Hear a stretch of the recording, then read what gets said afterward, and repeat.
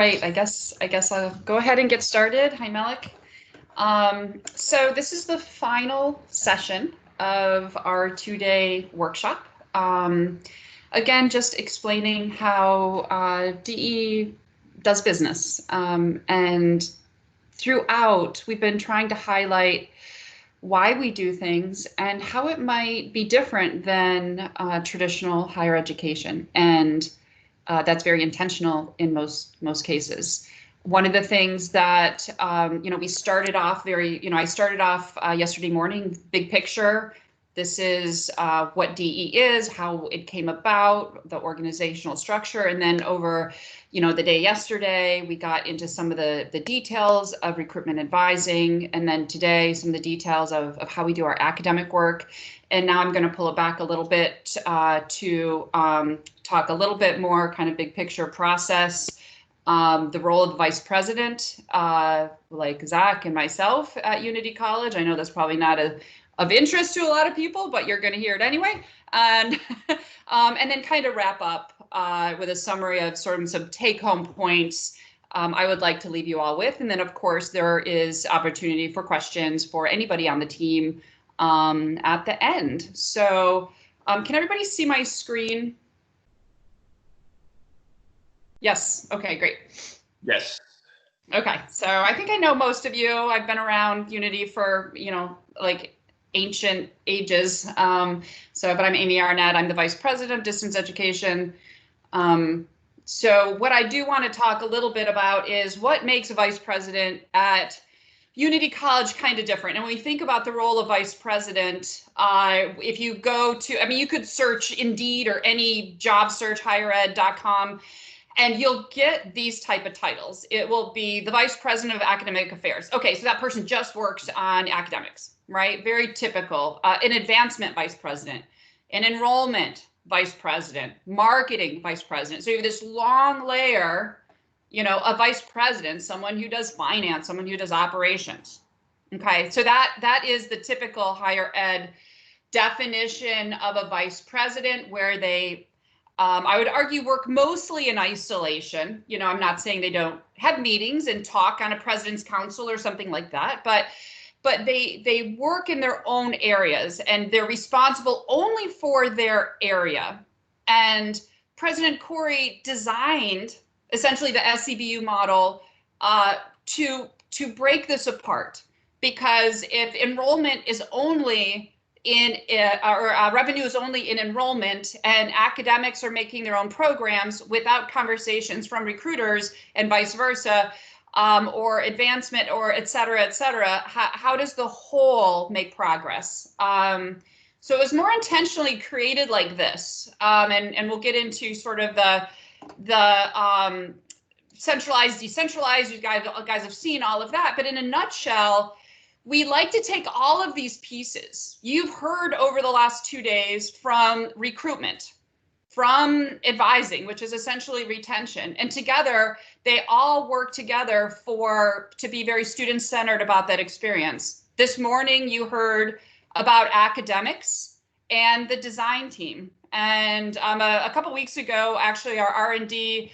David Bass-Clark, gave a great presentation as well. And so, but all of these as a whole, right, generate revenue and create growth and more experiences and expansion for our mission. So in the middle, you'll see revenue. And I know people are like, oh, but higher ed is not about making money. It's a business, right? So, but at the end of the day, when we talk about revenue, we're saying, oh my gosh, that is awesome, because we are impacting more lives. What that revenue represents is more students, more of those adults that are working moms and dads that are trying to make a difference in the world. And that is what we want to grow. And it is so collaborative. I'm hoping this little kind of Venn diagram illustrates that and how different it is for a vice president, because I'm responsible for all of those pieces, not just one, like you saw in the previous diagram.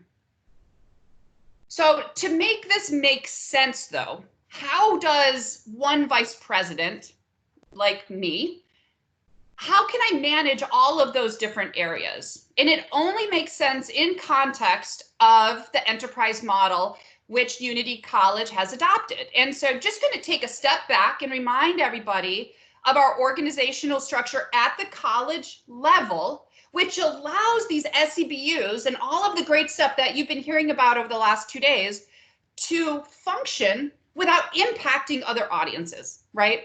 So the Unity's enterprise education model, it's an operational structure, right? How do we do business? What are those roles, scopes, and authorities? And basically it allows different units to function independently, but use centralized services, right? So that's where we still function as a college, but it allows me to organize DE in different ways than maybe flagship or hybrid or sustainable ventures. So just as a reminder, I always like to go back a little bit in time because new people might not realize that these are not necessarily that new of ideas. We've had the enterprise structure since 2017. We have work units that are called functional areas, and those units are centralized or decentralized. And that's a lot of jargon, but in a sense, decentralized means it can happen independently at an SCBU level. Centralized is it's across the college and everybody falls under that. Okay, there's one umbrella for it. So that's kind of how I try to think about it. It took me a while to get the language down as well. So if we think about centralized and decentralized, this is, again, you'll have these slides for later, but in a nutshell, and this has been used, I think, by Jenny in multiple different areas, but of course we have the president who oversees the entire enterprise. We have chief learning officer, chief human resources officer, etc. All those chiefs have their functional areas, and within those functional areas, some are centralized, meaning they maintain the authority over that, versus some areas are decentralized, where a vice president like myself might be able to make some decisions. So accreditation is Erica. She's the chief learning officer. I have instruction. I can manage my own instruction within the SCBU, and it doesn't impact instruction in other places. So that's just an example of a centralized and decentralized unit within a functional area. Okay. So I know you've all seen this a million times, but I think it helps understand, in a sense, you know, President Corey's vision for the organizational structure, like I talked about yesterday morning, to establish SCBUs with these cross-function has allowed the different SCBUs to thrive in their own way for that student audience, right? It's always students first. So it really comes back to that structure. I know it's all boring, but it is really important. So the enterprise model currently is split into 4 distinct sustainable education business units. And for those of you new people, I'm sorry, we do use a lot of jargon and acronyms. So we tend to say SEBU, but it's basically saying what are those decentralized units that are run by a vice president. Okay, so right now we currently have distance education, we have the flagship residential, we have hybrid learning, and we have sustainable ventures. The beauty of the enterprise model is that we could keep adding SCBUs as needed if it's a different audience. And you know, we've created definitions around what that is. So it allows each of these SCBUs to operate independently. Right, you just heard a lot of things that DE does different than flagship, or might do different than HL, and sustainable ventures, of course, is a very different beast in itself. So we can adapt to different audiences. But I think one of the points I wanted to make in this presentation is how the vice president, the way that vice presidents function, being responsible for revenue and all aspects of the SCBU, is different than traditional higher education. So if we look at this chart, again, one that you've seen in a lot of places, we have the chief officers down essentially on the y-axis, if you will, and their expertise runs across the SCBUs, and the vice president for each SCBU is responsible for revenue and all functions of that SCBU as you go vertically down through the different functions. And I am happy to, and you know, Jenny is the expert on this stuff, but I I truly believe, after being, helping to create this and set it up, that it does allow a lot of flexibility and growth and trial and error. I mean, we have tried stuff in DE that really has not worked out, and it doesn't affect the other areas at all because it's within our own budget, within our own finances, within our own level of risk. So I think it's a great organizational system, and we rely heavily on enterprise functions that cut across, like accreditation, HR, IT, et cetera. That allows us not to have to take all that on as individual units. So again, if we come back to this, as you cut, vertically down through the college, each vice president is responsible for all of those areas for that SEBU, ultimately driving the revenue for that unit, for that SEBU. Back to our organizational structure. Now that we've seen kind of this, how it differs from traditional vice presidents, right, that are all have one little isolated area that they maintain. Now we go back to this DE organizational structure, and I know Chris Melanson, you get your hands on it, make it look a lot prettier. This was Michelle and my attempt at, at this kind of at the last minute, but here is me. I'm the vice president. Everything in DE falls under me. So enrollment management and academics and R&D and any office support all flow up through me. So there is no excuse for academics to not communicate with enrollment, right?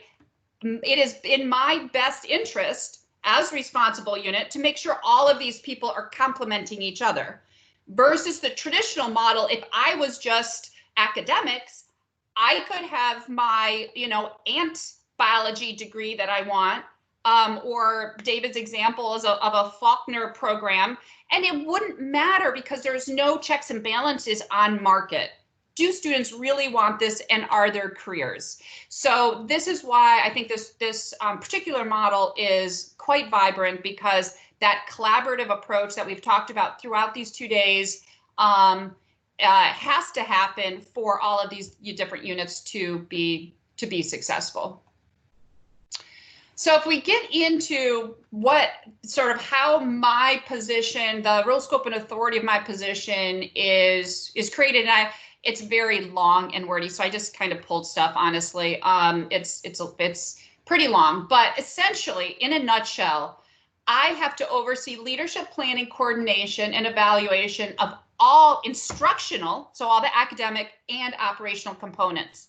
And most of you know, I'm an academic, right? I was flagship faculty for 19 years, center director, blah, blah, blah.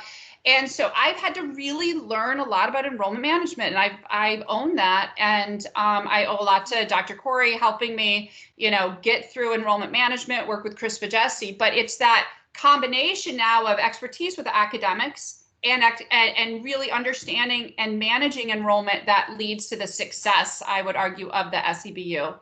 And of course, continuing to then link with senior leadership for those enterprise decisions and that broader scope, linking up from the president to the board, et cetera, to say, are we aligned with the broader strategic vision of the college? So you have to make sure also that the SEBU is not functioning in isolation and doing things kind of totally on its own. It does have to link to the broader strategic plan of the college as vision by the college leadership. So I wanted to emphasize that as well, that even though DE seems to be kind of doing its own thing, we're not. We do it as goals and clear objectives as outlined by senior leadership and board leadership as well. So again, not a full list, and I hate slides with just lots of text, but it was hard to figure out how to do this. So in a nutshell, integrity of program curriculum. It lies with the deans, but it rolls up to me, and we talk a lot about that. How do we know our students are learning? How do we know they're linked with good careers? How are they getting the careers they want? Are people graduating how we want them to? Like, all of that stuff rolls up to me, and I'm constantly pushing and making sure that that the deans and the IDs, just like you heard about, are always pushing for program quality above all else. So that is what we sell. So again, back to revenue, it's not a bad word. if students are staying in our programs and students are liking our programs, we are teaching more people to go out in the world to be sustainability experts. Yes, it translates into revenue, so we can then invest more into having even better programs. So that instead of viewing it as a bad thing that we're generating revenue, it is an awesome thing because it represents more people learning and greater mission out in the world. So I also have to manage the budget, right? So I can't just spend a lot of money, you know, cha-ching, on all kinds of stuff because the VP of finance is over there. Because it all rolls up to me, I also have that check and balance to say, oh, you know, I would really love, you know, another instructional designer, but we just can't right now because so we have very clear heuristics. We manage the expenses very carefully and with all kinds of guidelines and sideboards to make sure that we fall within our budget. And I've said this many, many times, but DE works within its own revenue. We do not spend money from other SEBUs. If whatever we bring in, we use a percentage to reinvest in DE. So all my staff, all of our programs are paid only through DE revenue, and we actually are making enough to now support the enterprise and to give back to the college. And so that also feels good. So we are supporting a lot of HL and other things at an institutional level that is where that enterprise and the SEBUs can give back to the broader college. The VP is responsible ultimately for enrollment. Yes, Chris Vajesi, it's his job to make sure that enrollment is good, but it ultimately, someone has to be responsible at the end of the day, whether we meet goal or not, and to make sure that we're doing a good job to meet those goals, and it lies with me. If we fall down on our goals, it will be my fault ultimately if we do not you know, meet the goals that we've set. Same with student satisfaction, quality of courses, all of that. Again, it rolls up to the vice president. And so the responsibility for making sure all of those different areas are working well, and that my staff are professional and working well together rolls up to the vice president. Hey, Amy. Yeah. What do you mean by margin goals? So it is revenue that usually about 30% of our revenue goes to the college, essentially, to support enterprise functions, technology. So you make more money than you spend. Yes. Yes. Thank you. We definitely make more money than we spend. And that is the purpose of the SEBUs, so I'm happy that we've gotten to that place. Just a little bit more to help outline sort of the vice president initiatives also either start with me or come up through me. Nobody does some kind of random initiative on their own. This is very intentional because again, the expenses, the revenue, the trajectory, if you will, of the SEBU falls under my responsibility. It doesn't mean that, like, I don't know, David or Chris or someone will have a great idea, but then it has to be approved and managed through the vice president.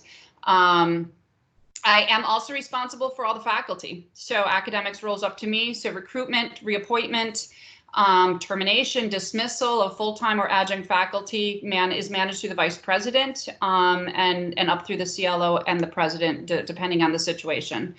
So again, all of that academics rolls up to the vice president.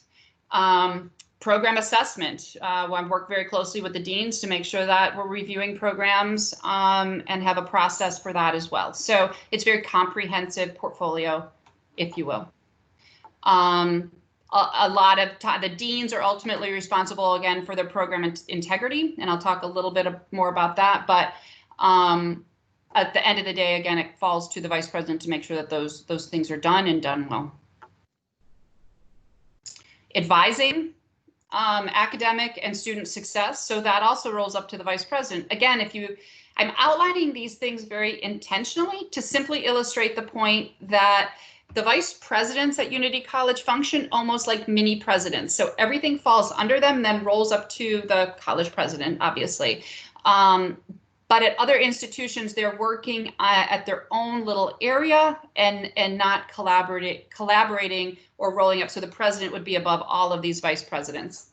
Okay, I think that's that. So again, just, yeah. Number 11. Yeah. I want to give a very specific example. Fundraising is at the enterprise level, but Erica Hutchinson, Amy, and I worked with an anonymous donor who ended up bringing in $100,000 gift dedicated to DE. Even though the technically it was a part of Erica's goal because it was fundraising. That money was dedicated to DE and spent in DE, and so that's a very tangible way about how Amy's team. Right now, her VR person is working with the grants writer to apply for a grant and the like. So it really is a partnership at the same time, the flexibility for you to do your own thing without disturbing the other CBUs.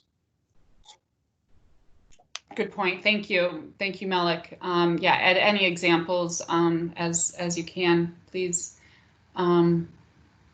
Oops. So again, just back to this. So I just, when you think about a vice president for an SCBU, they're on the education aspect. Obviously, sustainable ventures would look different than this. They'll have a Venn diagram, but with different little balls. But it really encompasses all of that type of thing. And again, this is the more traditional vice president in higher education that everybody's very familiar with. So just in general, traditional vice president decisions are typically spread between a bunch of vice presidents. They're impact areas. They could impact each other, and it doesn't necessarily grow the college or university in a particular direction. The vice president distance ed, myself in this case, oversees all of those decentralized decisions or functions, like I outlined earlier. This allows us to focus on a particular student audience without compromising other audiences, right? So what we do within our unit and how we do things with students should not impact other SCBUs. We get checked and balanced essentially by centralized functions. I'm going to talk about the committees in a second. And of course, I work very closely with all the chiefs who are responsible for those centralized functions to inform all of those areas of support. So the decisions are made with that interdepartmental information. One of the things that Dr. Corey and I set up at least 2 years ago now, maybe longer, was an almost daily meeting of interdepartment work. This is essentially all the enterprise folks who work with DE or manage something about DE. We meet every single morning. And sometimes it's just a check-in. Hey, how's it going? How many applications came in? What is the work? How is financial aid doing? Any IT issues? How are the reports going? But sometimes we really get in, and I would have to say, and I don't know if anybody on the call from Realizing DE wants to chime in, but it was mind-opening to realize how decisions are made, and then all of a sudden you have all these people in different departments at the meeting saying, oh, well that will impact the webpage, or that will affect this report, or that affects the application. And you're like, oh, so if that person had made that decision, I don't know, about a billing change by themselves, without sitting in a room with all of these interdepartment folks, all of these people would have been impacted and they would have had no idea. Eventually it might have come out and somebody would have complained, but because we're all sitting in a room, we're all hearing about what other people are doing and the changes they're recommending. It's like,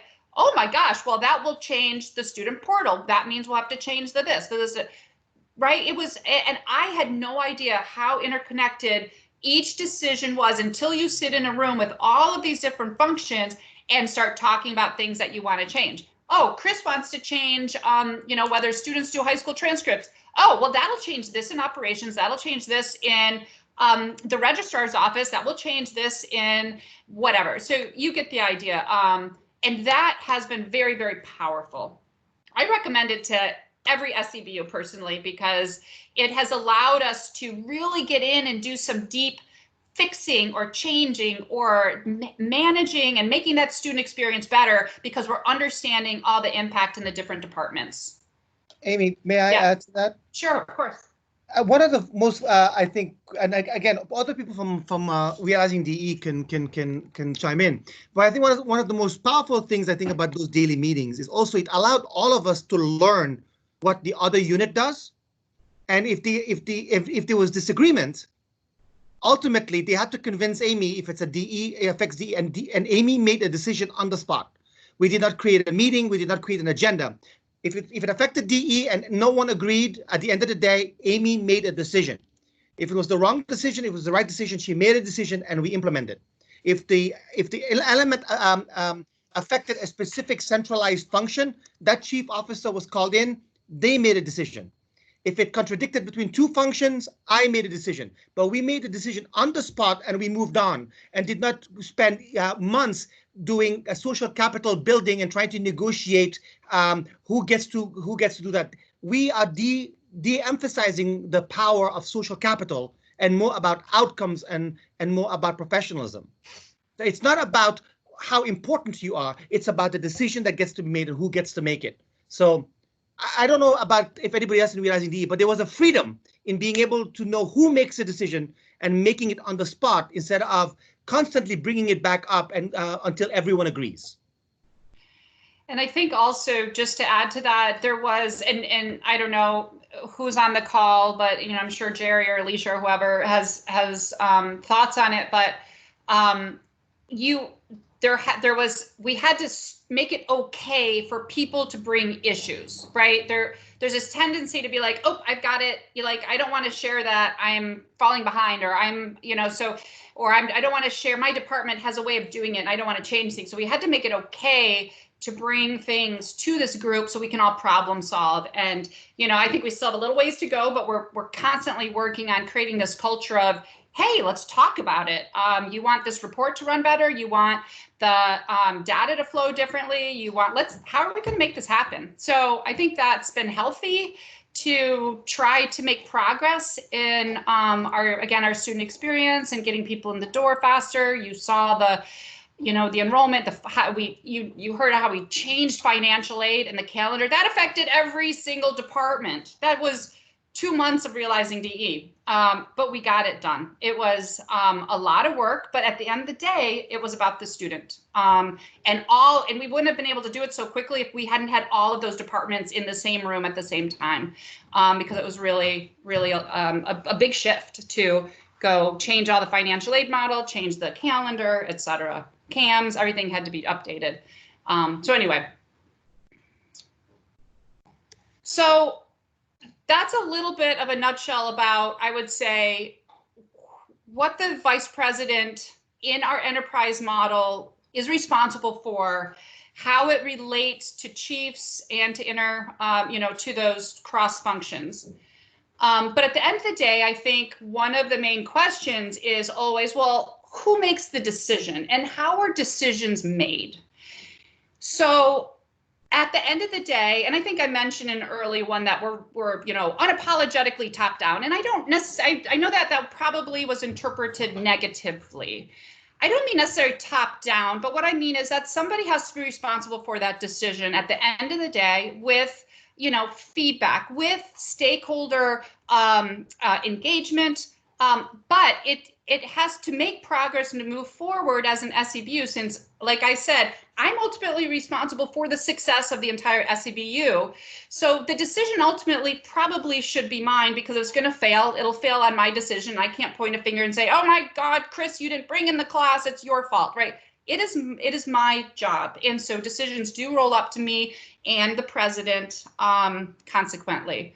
So, but that being said, there are 2 committees where a lot of this work does come through as recommendations to me and the president, and sometimes the CLO, kind of depending on what it is. So we have one committee that manages everything that is academic, and that is the Distance Education Curriculum and Assessment Committee.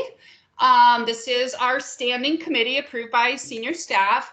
And again, too much text here, but I just wanted to point down the membership is quite comprehensive. We have the CLO, we have both deans, we have 2 faculty members. We bring in an adjunct faculty member as needed.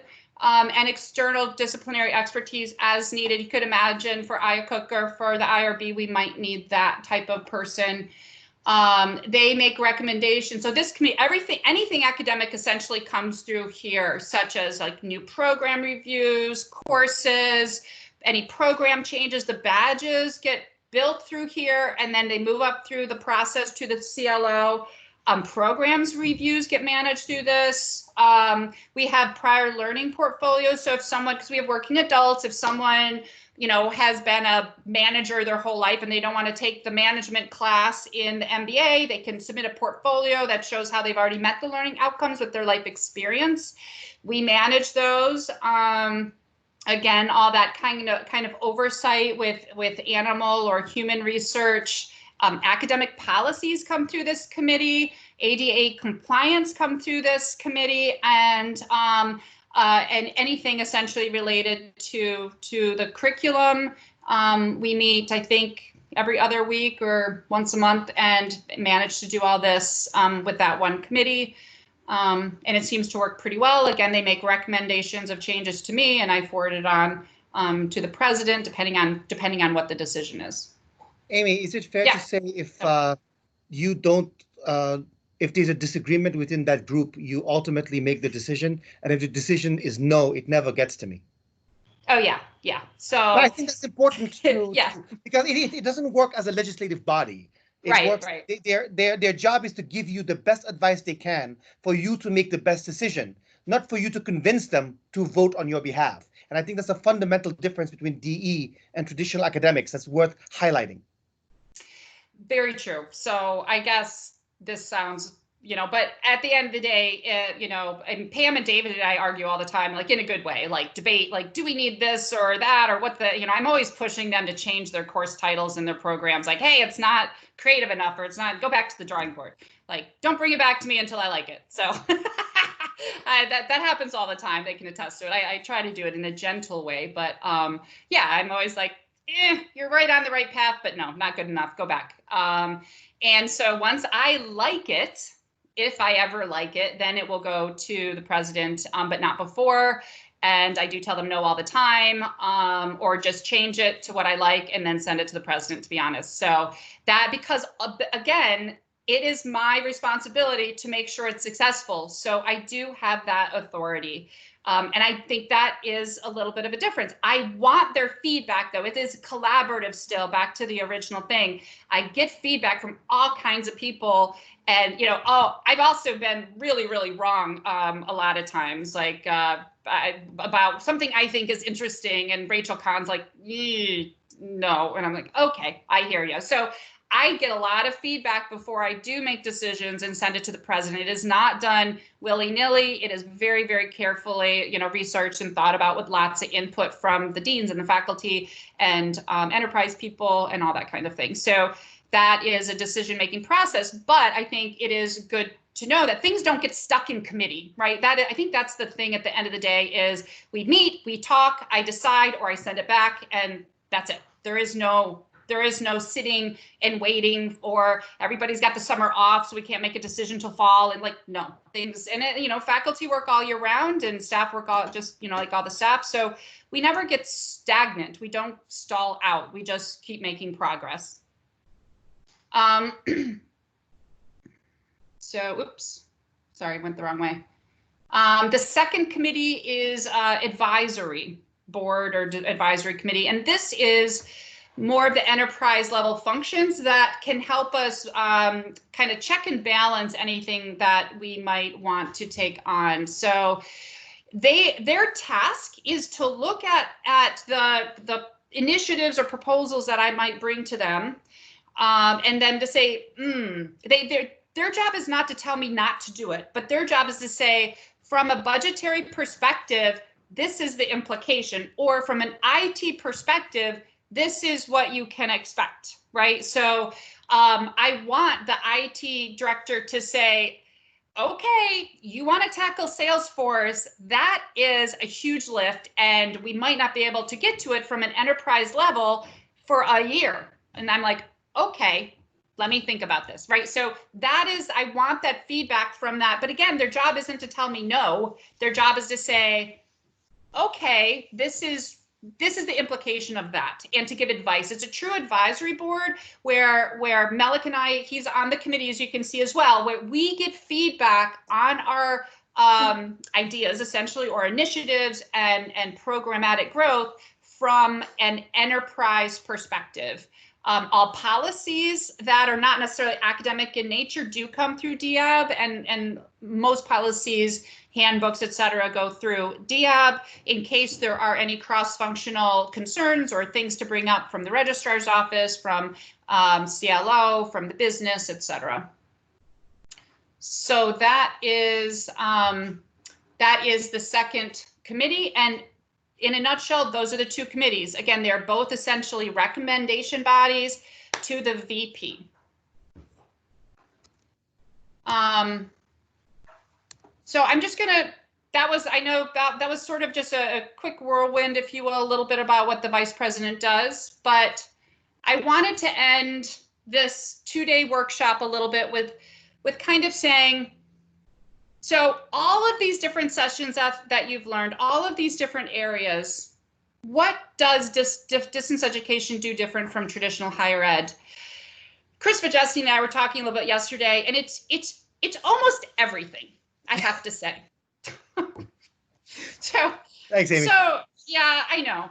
And that's hard for people to get their heads around. So I do appreciate you guys engaging with us about this. We have been working on distance education for, almost 4 years now, and creating it, based on that enterprise model within that SEBU structure, creating separate handbooks, creating separate ways we do business, all to make sure that we can grow quickly, stay ahead of the curve, support our students how they need to. And I hope that you picked that up from this conversation.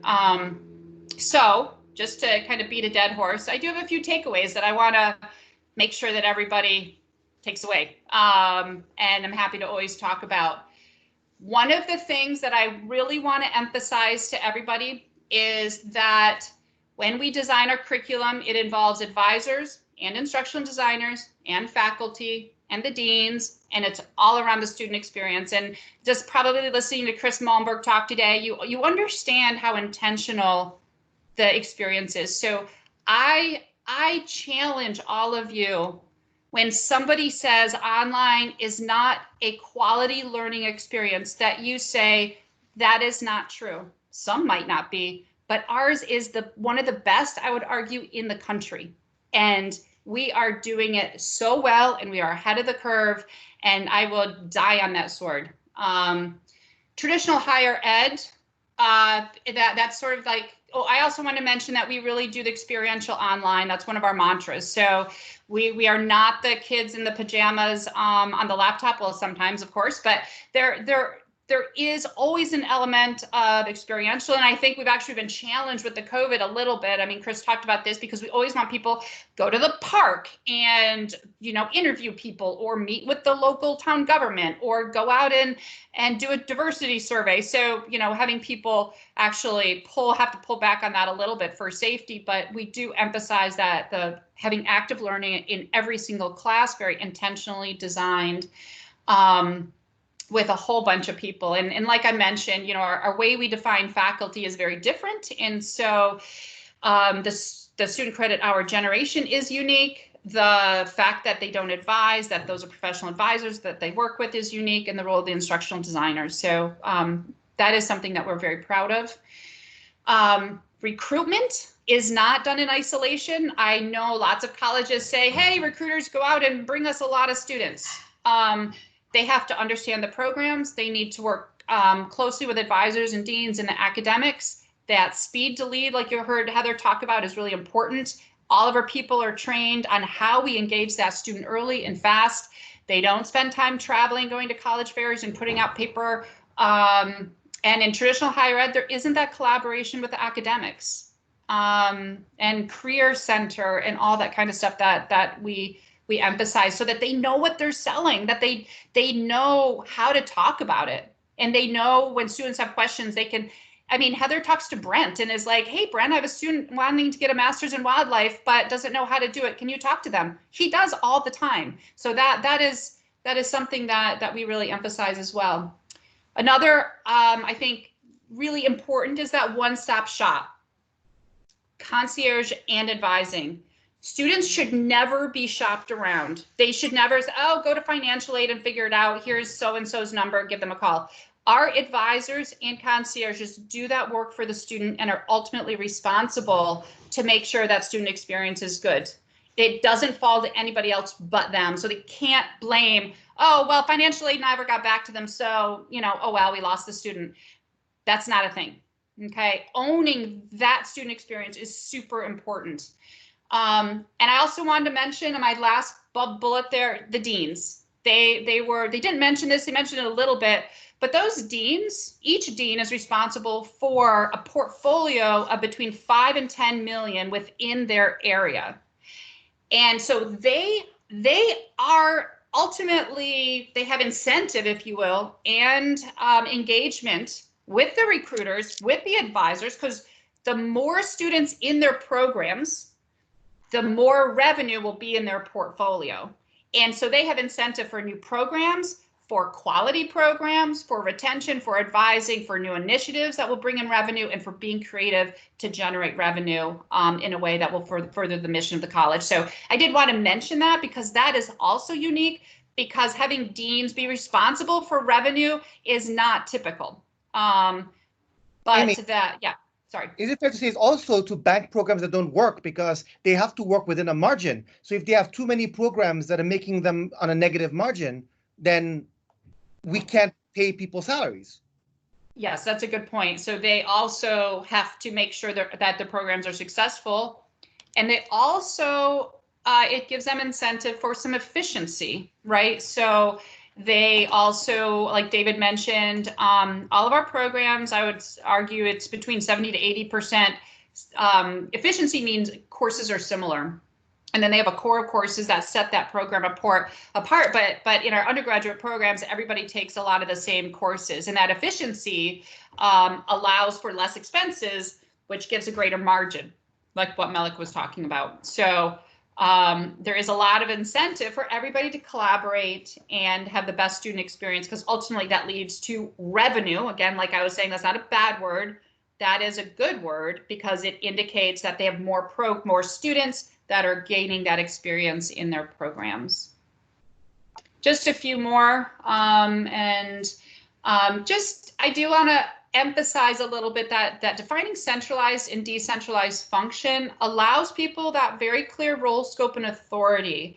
So I hope you picked up, like Chris, Annie, and Heather, they know exactly who does what. David, Pam, Chris Mullenberg and his team, they know exactly who's responsible for what and what the faculty do and don't do. And then we also know what falls to the enterprise function, what then moves up to Jenny DeHart or moves up to Ben Edwards or whatever. It's all in people's role, scope, and authority. So there isn't like, well, you should do it or I should do it, or isn't that someone's job? Everybody knows what they're responsible for. And so there is no this working in isolation where revenue is only the responsibility of like the recruitment team or the development team or something like that. Like, hey, go raise a bunch of money and we're going to go do our very isolated academic work over here. That can't happen, especially with deans having a portfolio of 5 million or above. So just again, the definition of faculty is very different. I think I've beaten that one to death. So you guys got that one. Role of committees, which I just talked about, is streamlined to function as essentially advisory and recommendation bodies to the vice president as needed. Versus, as we know, in traditional higher ed, there's a lot of committees for a lot of stuff, for discussing decisions, and even decisions are made, of course, but it's a slower process. And with lots of people involved, with no one person really being responsible, then there isn't that oversight and that movement for progress and change and decision making. So clear decision making goes from the vice president and the president with input from stakeholders. In traditional higher ed, those vice presidents tend to work in fairly isolated units without a lot of information coming from other units, or decisions are made via committee, which means decisions are not always made, or with all of the different parts. That is what I have for a summary and for the role of the vice president. And I'm happy to answer questions. And I think the rest of my team is probably on as well to answer any questions from previous workshops if you want it. Let's see. I have Beth asking, where is the HL SEBU budget seated from, and at what point do we need to demonstrate? For some reason, it's not letting me read the whole thing. Melik or Zach, do you want to, or Erica, do you want to answer that one? I'll give it a shot. It's predicated on enrollment and cash availability. The institution has to approve a budget, and it's all predicated on how much surplus there is. So, for example, if flagship was still running strong, then I would say we could probably run flagship hybrid at a larger deficit for a few years. But with right now, it's all about cash. So how is it seeded? Ultimately, how many students register between hybrid and flagship? That revenue, all of that will go back into keeping flagship and hybrid running. And then if there is a deficit, do we have the cash to support that? Because as you guys remember from previous conversations, the banks will not give us any more money for traditional programming. So ultimately, it's all enrollment driven. And just like DE had to kind of live within its means for the longest time, that's probably what's going to happen. Right now, until I know what flagship enrollment is going to look like, what hybrid enrollment is going to look like, what DE enrollment is going to look like, we having to account for $14 million revenue shortfall, that question would have been answered very differently 6 months ago. It all depends on how many students register and how many students don't. If we only have 150 students registered in all programs, there is no seed money in the world to keep Unity College afloat. So I would say that question is best answered once we see how many of the flagship kids register and how many of the hybrid kids register. Normally, we would create a 3-year plan to break even. And that 3-year plan, we normally cannot afford a deficit of more than $250,000 to $500,000 a year for a new CBU. So that is the rule of thumb that I normally use in starting a CBU. So if they make 3 million, they can spend 3.5. If they make 2 million, they can spend 2.5. But then in year 3, they should be breaking even. Right now, all bets are off because our largest CBU is up in the air. Thanks, Melik. Alicia's asking about sort of student satisfaction data, retention rates. Chris, Chris Vajesi, are you on this? I believe it's quite high. I've seen 94% retention, and graduation is quite high. Do you have those more handy? I do. Retention rates are typically calculated across a 4-year period, which for us makes it really, really challenging because we haven't been around that long. But I can tell you term over term is generally how we've been measuring some of our success, and that ranges anywhere between the mid-80s and mid-90s in terms of retention term over term.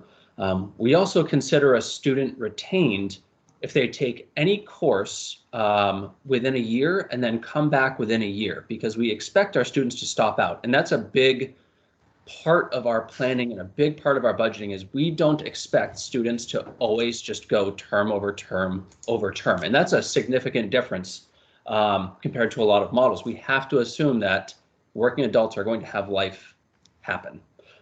So in that case, our retention calculations tend to vary a little bit, and we have to calculate with some different models. But that student satisfaction overall is very high, and we are keeping those students. That's why we've been able to grow the way we have. Thanks, Chris.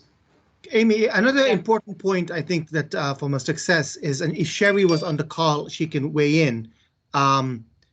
After 1 year with distance education undergraduate, the loan default rate based on the model that we've created for distance education, ironically, is lower than the flagship. And when that first number came out, Sherry and I assumed, of course, it was DE, because online kids are flakier. And once we actually broke down the math, our distance education students are less likely to default on their loans than flagship because they're not taking out $20,000, $30,000 loans at a time.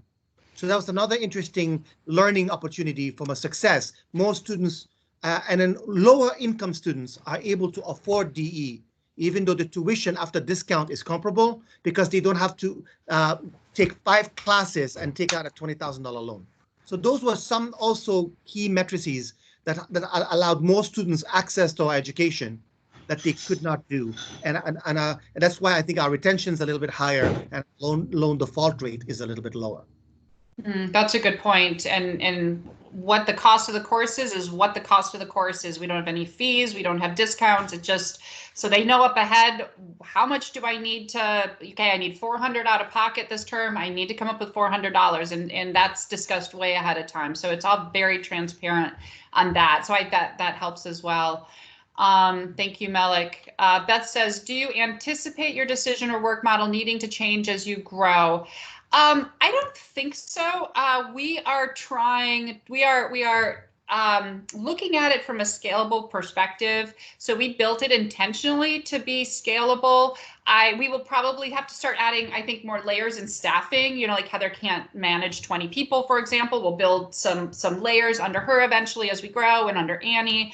Under the deans, they can't hire, 200 adjuncts a term. It's literally not enough time. So we need to, I think it's more about managing growth within the work of people and creating some support layers, assistant deans or, assistant concierge support, that type of thing as we grow. And Melik and Chris and I and others are keeping track of that and thinking about when do we need to add sort of layers of support for work. But the governance model or the work model, I don't anticipate changing.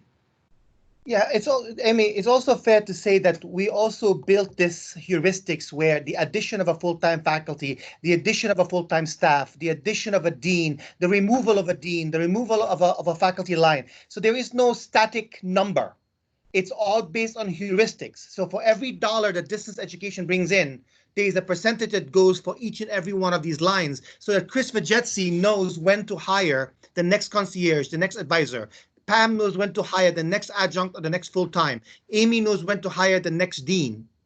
And which is a very, very different model than traditional higher ed, where the budget is static and it only changes once a year. And funding is basically completely devoid of revenue heuristics. And on the flip side, we have clear viability that we downsize, so we know when to add and we also know when to take away. And it's not necessarily about that individual's performance, although that can sometimes influence, but there's viability for every position. As long as we have X amount of money or X amount of courses to build or X amount of, then that position is needed. And so we look at it from do we need this position perspective? Or do we need more positions? Right now, we're obviously in growth mode, so we haven't retracted. We need more help. But there could be a day where we need, we start to stagnate, and then we need to think do we need all these different positions? And so we have that built in as well for that. So,